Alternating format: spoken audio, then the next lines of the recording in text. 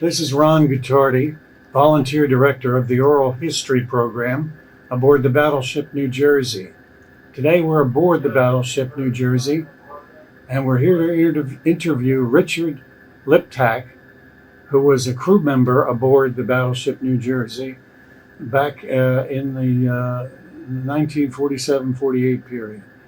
By the way, today's date is August the 27th, 2016. Good afternoon, Richard. Yes, sir. It is a good afternoon. Okay, speak up a little bit, please. Okay. Richard, what year did you enter the Navy? I beg your pardon? What year did you enter the Navy? In 1947.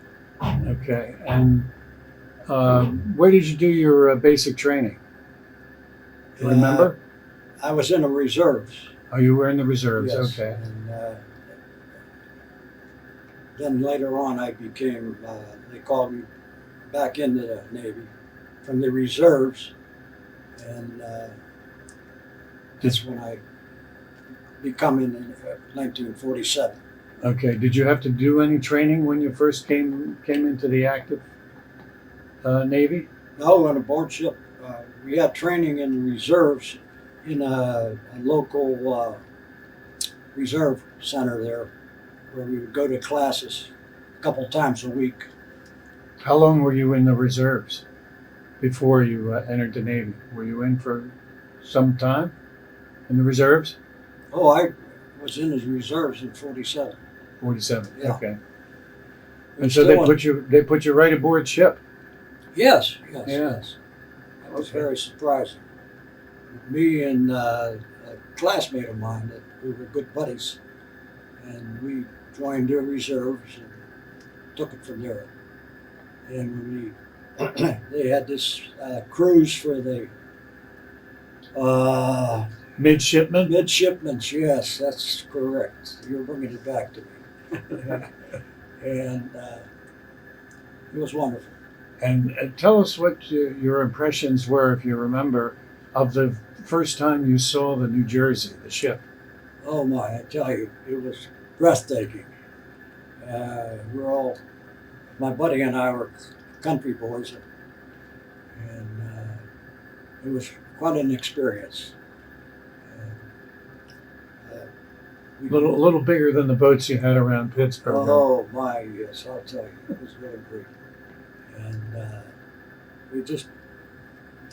we learned, and it was an amazing experience. And that experience made us go on this cruise from the high school. And So how old were you when you entered? actually, I was 16 when I went into the reserves. And Was that permitted back then, or were you a little early? well, I don't know whether I should say this or not. I had a pastor make a birth certificate for me, stating that I was 17 years old. Okay. And I was going to be 17 in August, but it was June that we went. I don't think the government's going to put you in Yeah, that's jail what I for saw. I seen the brig out there set on that sign there. I think, oh, that's not good. But that was a nice happening. For 16 years old, I just had a wonderful time. I have fond memories. Coming here, I am surprised that I can remember anything after 70 years. But Is this the first time you've been to the ship since you left Yes, it back yes. in 47, 48? right, I was on a fishing trip in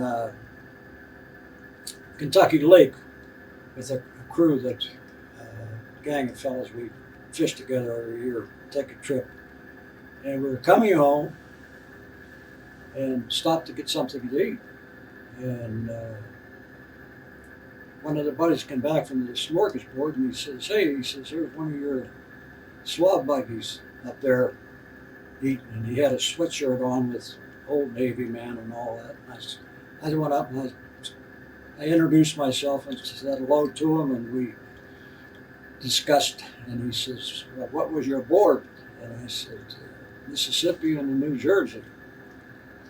And he said, "Mississippi." I said, "Yeah." I said, "They scrapped that now." I said, "I saw that on TV, and then I saw the Jersey going up to New York, and I lost it.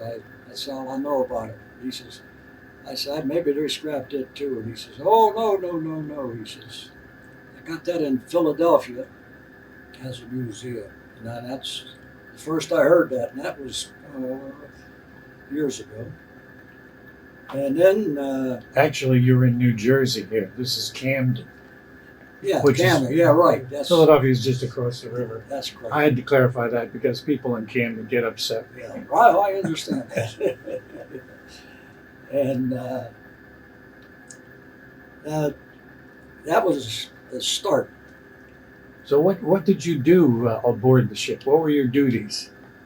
That's another thing too. I was on the Deckhand, and I was trying to bring back memories, and I was a holy stoner on the deck there, and that was really an experience, and got to enjoy that even.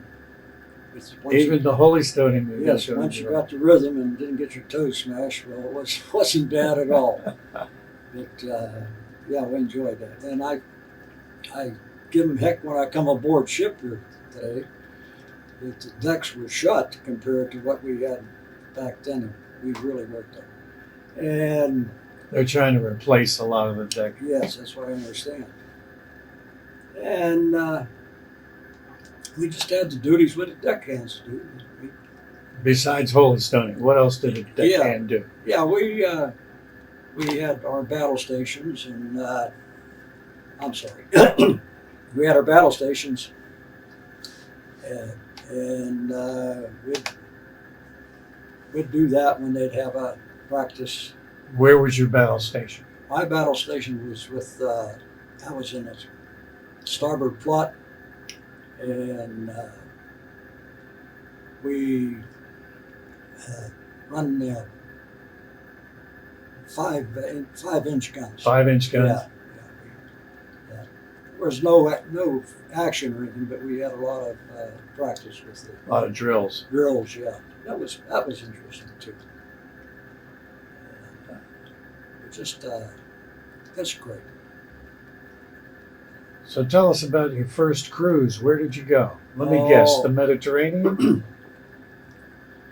That's one of my favorite stories. I don't know whether you're going to ask that or not, Carol. First place we went to was Scotland. I'm sorry, I beg your pardon.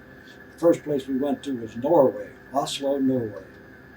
And I had an interesting experiment there. I had run into a young lady, and her father had a jewelry store.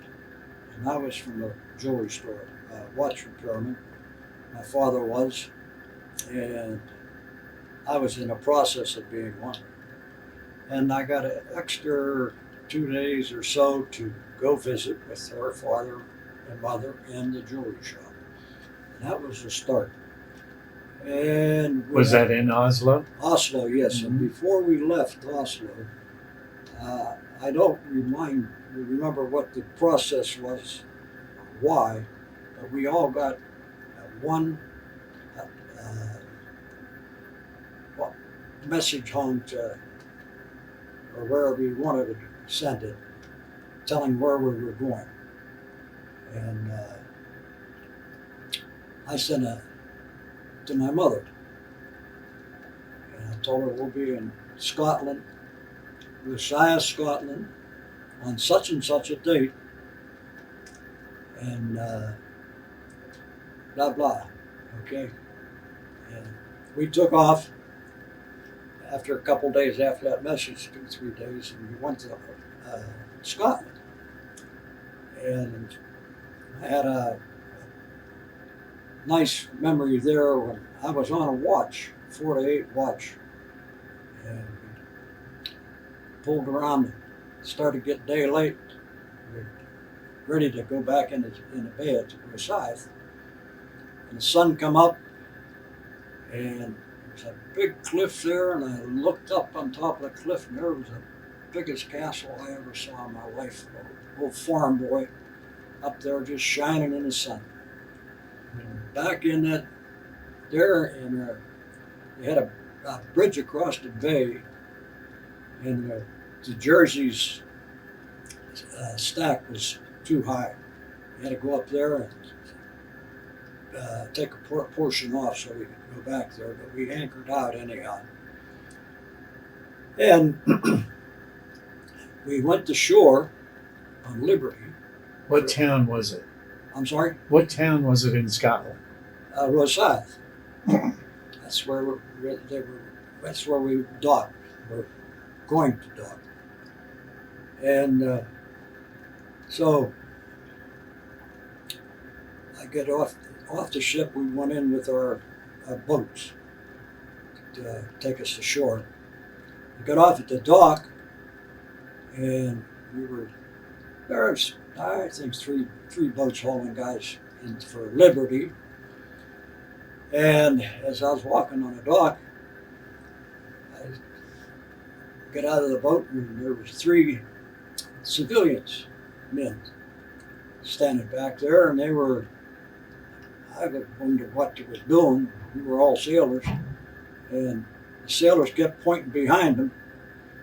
But anyhow, I got up there, and one stepped out in front of me, and he says, "Do you be Richie Liptak?" And I like to pass out. I said, "I'm sorry." And he asked me again. He said, "Would you like to be? Could you be Richie Liptak?" And I said, "Yes." I was dumbfounded. And he said, "Do you know Archie Murdoch?" Look at him. I says, "I sure do." I says, "That's my neighbor back home." And he asked me numerous questions, and he got me a 3-day pass, I believe, because we did not have overnight passes as we went through. And he got permission to get me off the ship there, and he showed me Rosyth, Scotland up above in the country, and it was just exciting, just marvelous. And Did you meet your buddy? Was he there, your buddy, or was it just somebody he knew? My buddy? Yeah, the guy from back home that. Oh, yeah, we were getting off the ship together. Yeah, and it was Elkie Humble. So. I had a wonderful 3 day with them, and everybody that run into that introduced me, and this is Richie Liptak, and that was their brother. Archie Murdoch was their brother, and they questioned me, "How close did you live to Archie?" And I said, "Oh, we're next door neighbors." And he said, "Could you spit on his house?" I said, "Yeah." I said, probably the house was probably 4 foot from ours. I said, "Okay." And just stuff like that. It sounds silly, but it was I was just so impressed with the welcoming and people over there. And just what a different life it was from where I come from. And just had a happy time. You mentioned watchmaking, Richard. Did you use your optical skills at all on the ship? Not really on the Jersey. I did on the Mississippi. Okay. What did you do on the Mississippi? On the Mississippi, I had the optical repair shop, and they didn't have a instrument repair on the Mississippi. They gave me the optical shop, and I was passing out electrical equipment to use on motors and stuff like that, whatever they had there. And then I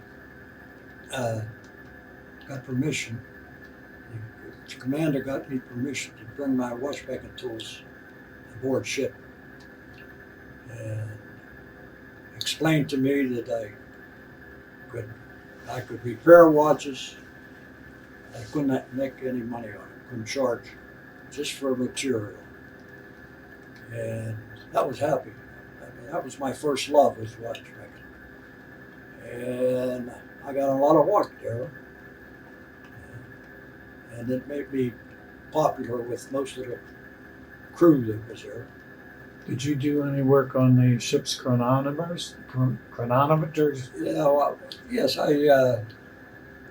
whatever my abilities was. When I was on the Mississippi, it was an experimental ship where they experimented with the missiles and so forth, and they had a crew from their plant in New York, civilians on it, and I worked with them. And they have also their repairments for instrumentation and so forth. But that was a great blessing for me there. I made life easier for me, and just a super. Take us back to your first cruise. After you left Scotland, where did you go on the New Jersey? On the New Jersey, after we left Scotland, we went to Portsmouth, England. And we had I think we was there possibly a week to begin with. And we had our liberties there, went ashore and so forth. And they had a pass, and I forget how long it was, how many days, to go to London. But they had made a thing to draw a ticket. Lottery? Lottery, I'm sorry, thank you. And for guys that got the good one, that was permission to go to London. But the whole ship didn't have that, so you have to have so many on the crew. And you were one of the lucky ones? I was one of the lucky ones, and this is what happened to me, that's all. And this young sailor there, and he was sort of weeping, and his mother was in London.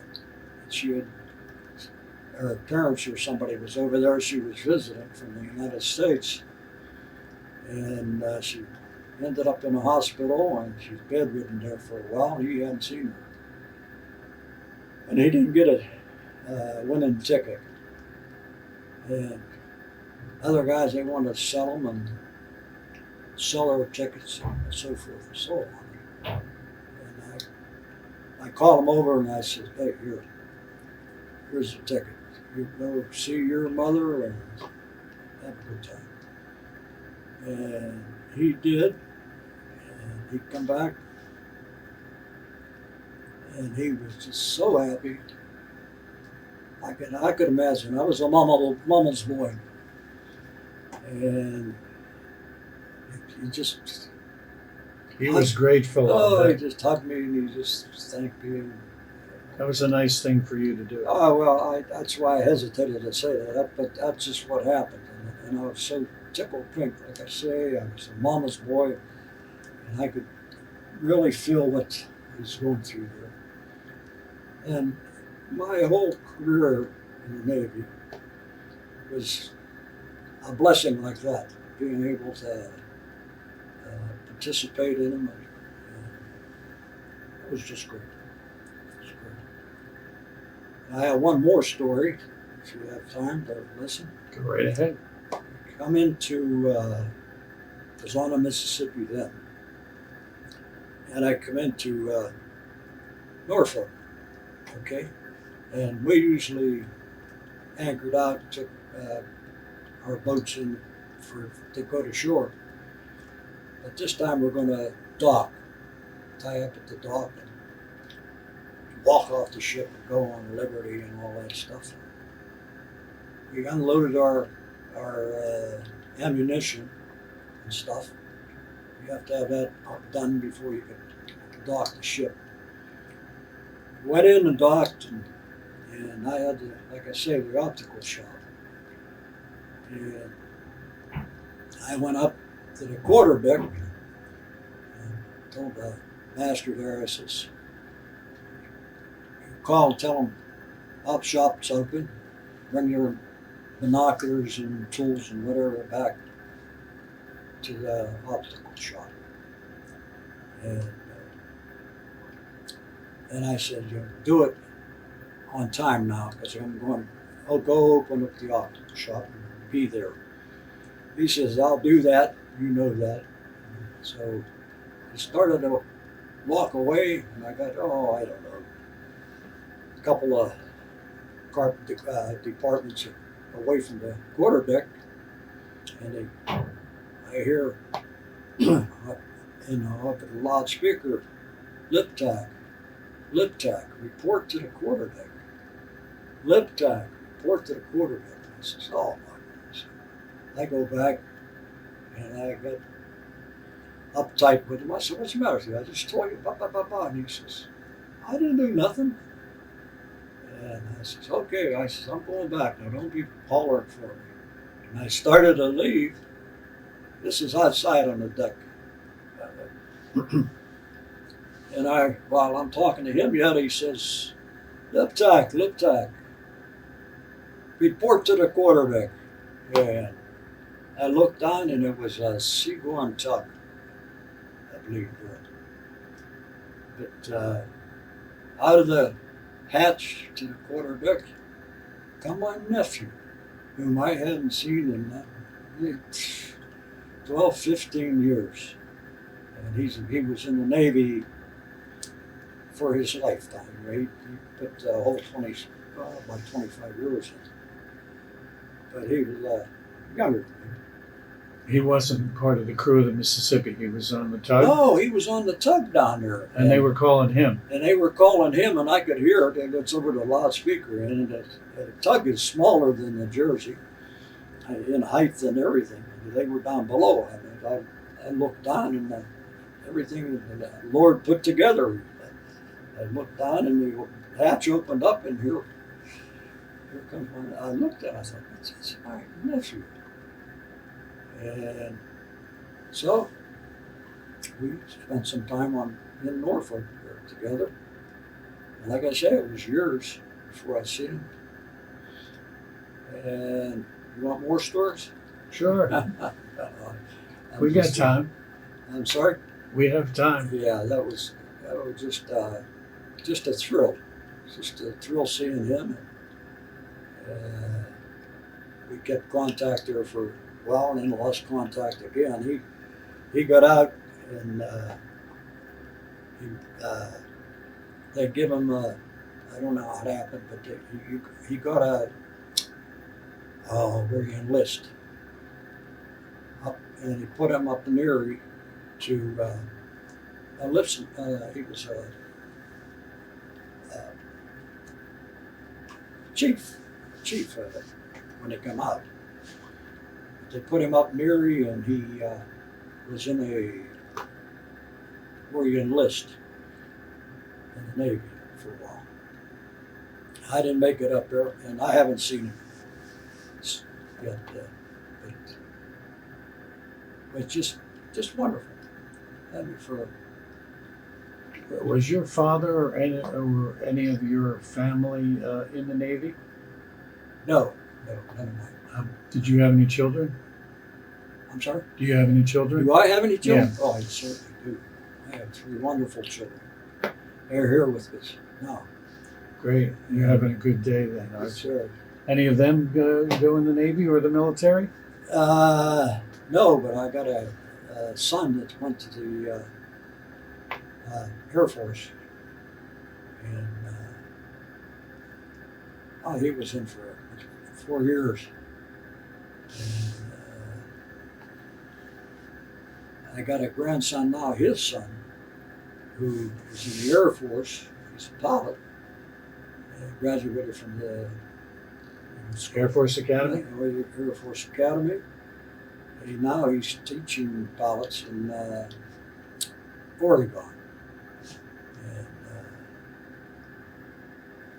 I'm just telling you my life, how things are so happy. We're here now today, and I have 13 of us here together. This is a birthday present to me. Happy birthday to you, Richard. Yes, I'll tell you what, it is a happy birthday. And I'm just blessed with such a family that they put it together. I had no idea. And we're here. We're just having a great time here. And I'm thinking this and that as I'm walking through the ship. I'm remembering this and remembering that. Do you remember where your sleeping berth was on the ship? You've got a tough question here. I see it in my mind, but I can't find it. I know it.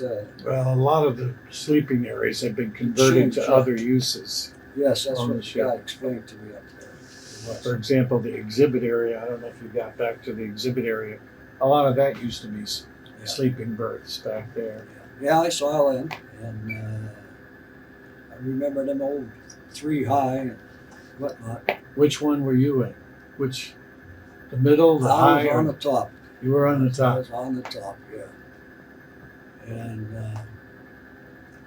that was an experience too. Everything was. How was the chow on the New Jersey back then? Chow, you're talking to a chowman here. Yes. Great. It was good? Great. Like I say, I was a child.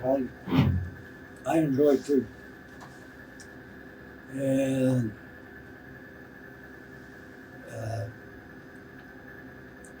do you remember any special meals you had, like on the ship, like Thanksgiving or Christmas or anything?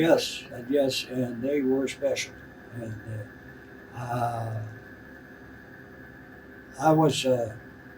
I'd try anything for food. And I wasn't disappointed with any food. I have to say that, bottom of my heart.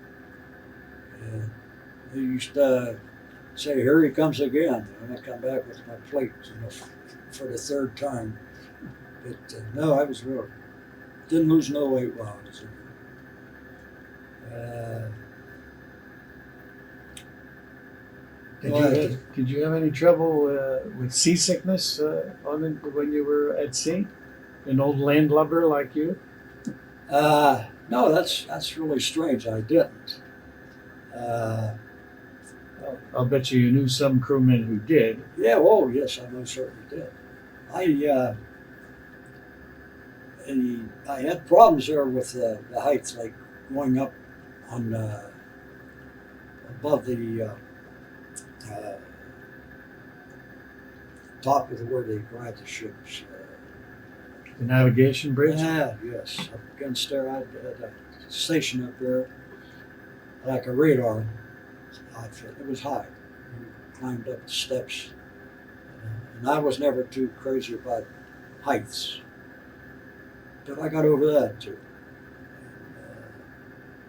Oh, you mean on the superstructure, one of Yeah. the power directors? Right. Okay. Yeah, we were this way, And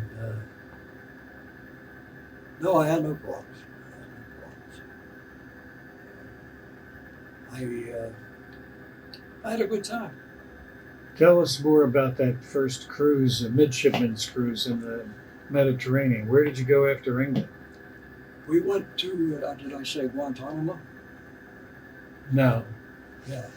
We went to Oslo, Norway, Messiah, Scotland, England. Then we went to Guantanamo Bay. You didn't go to any other ports in No more ports up there. in the Mediterranean. Yeah. Okay. Came back to Guantanamo. Then we up anchored down there in Guantanamo. There was an island, and I don't remember the name of it. They were having a dispute there, and we up anchored, went there as so they could see us, see the ship, the guns, and so forth, to settle down. We didn't go ashore. We didn't fire on anything. We just cruised, kept her moving, and then showed for a couple, 2-3 days. Things settled down, and then we came back to Norfolk. Where was the I'm trouble? It was among the Cubans. No, it was offshore from the Cubans. Okay. There was an island out there, and like I said, I can't remember the name of it. We saw no action at all, or it was among themselves.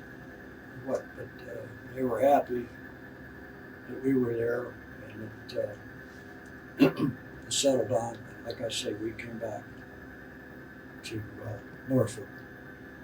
Did you go on any other cruises on the New Jersey after that one? No. I went back there and I came home. And from Norfolk, from Norfolk, and went back to school. Navy school? No, Regular my high school, the last senior year. Oh, you hadn't finished school, Yeah, high school. Me and my buddy both. We were in 11th grade when we joined the. This was after you got your discharge? Or No. We were in the Naval Reserve, okay. and that we went on that cruise. Okay. And then when we came back, That was your time. That was our time, and Okay. we went back to. That's what we went in for. The Okay. cruise. And when we come back, we went back to school. That's what our senior year, and we graduated high school. So when you finished high school, you came back in the Navy then, or Yes, you became activated again, that's and you went on the Mississippi then? yes. I got drafted. Oh, you got drafted. I got drafted in the Army, and went for a physical in Pittsburgh in the Federal Building, and I ended up with 4H or 4F, and I couldn't go. 4F is you know what that is. Right. Right, okay. And I was unhappy. And I says, let me go to the Army, get it over with, or whatever. I said, no, your mother will go before you go. You're discharged for your 4F. So I went home and I sulked for a while, and got a letter one day. This was a couple, 3 months later, I guess. And the letter says, report to Bainbridge, Maryland, boot camp, U.S. Navy. So I thought, well, and they told me, I mean, you'll be drafted again. You just show them your 4F card. You don't have to take physical. And I said, okay.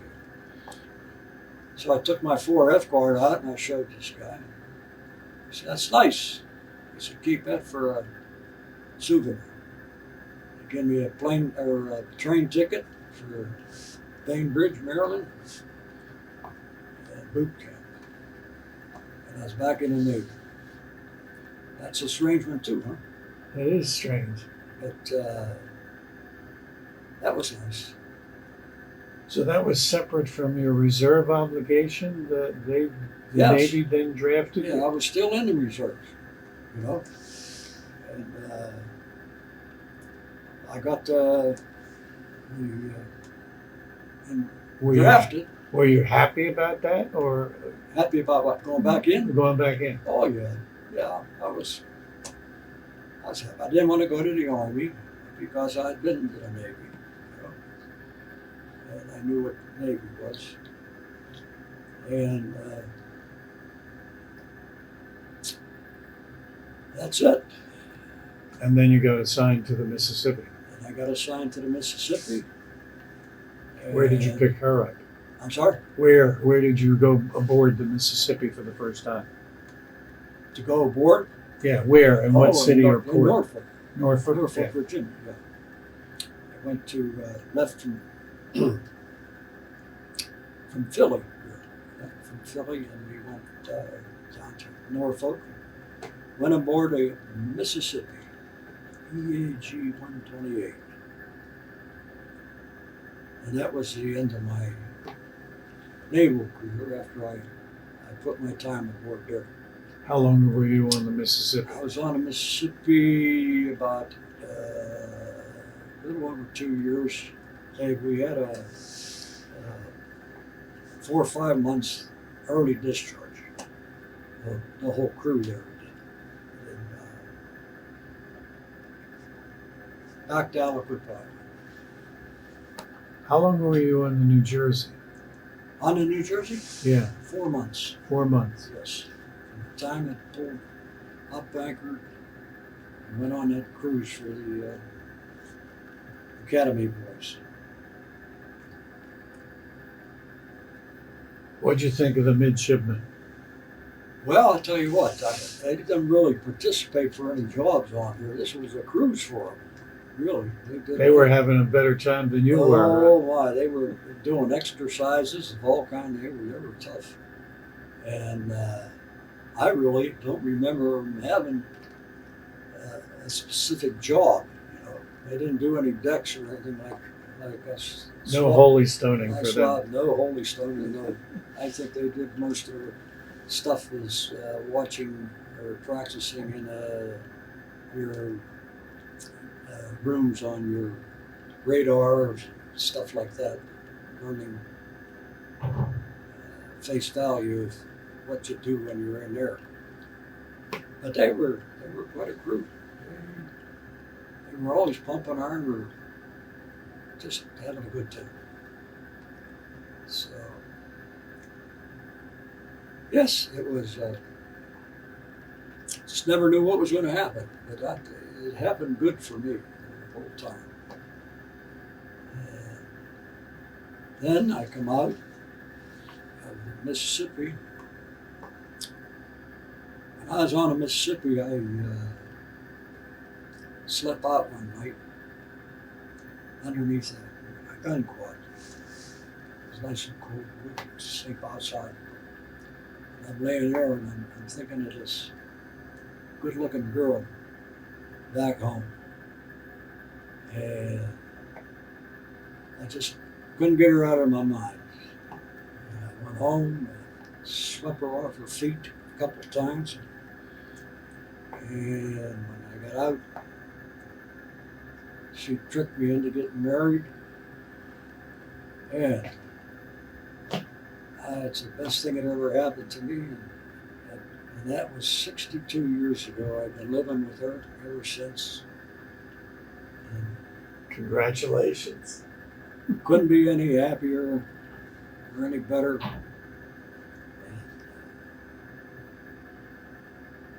Just my whole life is full of love with my kids. She bore me, and I just feel like a blessed man. And I feel a blessed man that I'm here sharing with you. Looking back on your time with the Navy, what do you think the Navy, what did that experience do for you? How did it change your life? I think one of it is it gave me a confidence. I was by myself, never experienced anything like that. And I proved to myself that I was capable of doing that, and maybe a lot of other things that will come up. And it happened that way. In fact, when on Mississippi, the guys that were on, they had the crew from Ford Instrument Company in New York, and they were testing the missiles and stuff like that. It was an experiment. And I worked with them, and they wanted me to, we became friendly, and they wanted me to, when I come out, go over there and they give me a job in Ford Instrument with my watchmaking experience and so forth. And he said, we push you right out there and give you a good job. I mean, look, just, it was there if I wanted it. I had this good looking girl that I was anxious to get home to. So She won, huh? she won, yeah. But what I'm saying is, you know, the opportunity was there for me, and I learned a lot. It wasn't all good time. I seen things happening, and it was for me, and I enjoyed it.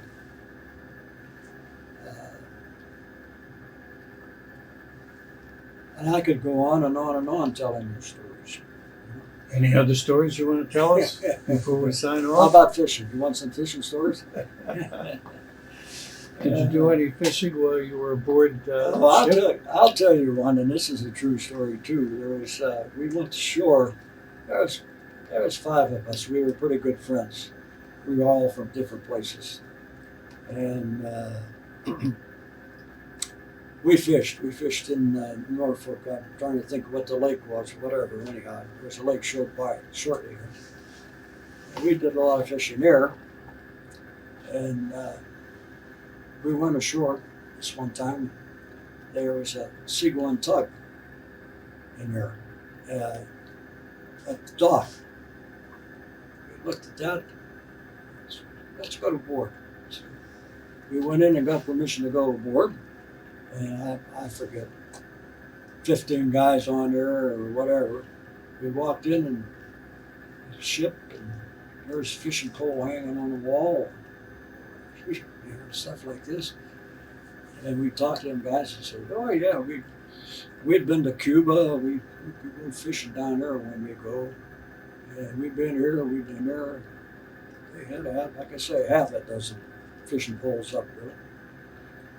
And Was this a U.S. Navy tug? Yeah. Okay. Yeah, that's what I'm saying. You would say, I may be wrong. I think the lieutenant was the captain of it. Skipper. Yeah. And we says, "That's for us. Let's go see if we can find one, you know, put in and for a transfer." But we went out to sea. We talked about that. Boy, them guys are going to made there. I get fish, and so forth, put in places. And we were standing up outside, up on the bridge up there, and storm. But we stand there, bull crapping. It was nice. It was rough. I said, "Look over there."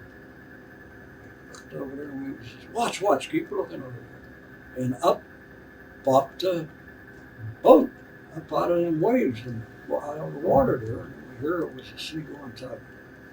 And man, I'm telling you, that thing would go up and down and sideways and back and forth. And I said, that ain't no place for us. You know? A little different than a battleship. We changed our mind on that fine. And I really didn't have any special desire to leave the Mississippi or anything like that. I was happy on it. But a little good fishing would have maybe tempted me more, you know. But that sure took it out. I thought, hey, man, I can't see how they did it without leaning over the side and getting rid of it. So, the only thing I can tell you is that was a good growing up for me, taking me from a punk kid, showing me some directions and what to do and what not to do. Whether you do it or don't is up to you. I found that I could do things that I didn't think I could do. And I just built myself up with this. And I blame it all on that. Growing up in the Navy, with the Navy, and so forth. Plus the steel mill, and one of me are on? No. I had a wonderful life. You didn't mention your sweetheart's name, did you? You mean the one I married? Yes. Yes. That is Mrs. Diana Liptak. Prettiest little gal you ever want to see, smiling over there. Like, oh my. Made the happiest man living. 62 years together. And I lacked from any desires at all. For me, family, they're all, one's vice president of the company, and the other one is a pastor. The oldest one is a pastor of Wildwood Chapel Church. And my lovely daughter, all kind of grandkids, nice, all good like their grandpa. Man, I'm telling you, I'm enjoying sitting here talking with you. As I talk, I feel, as I tell you the story, I feel almost like I'm there again, doing it. But it's a pleasure.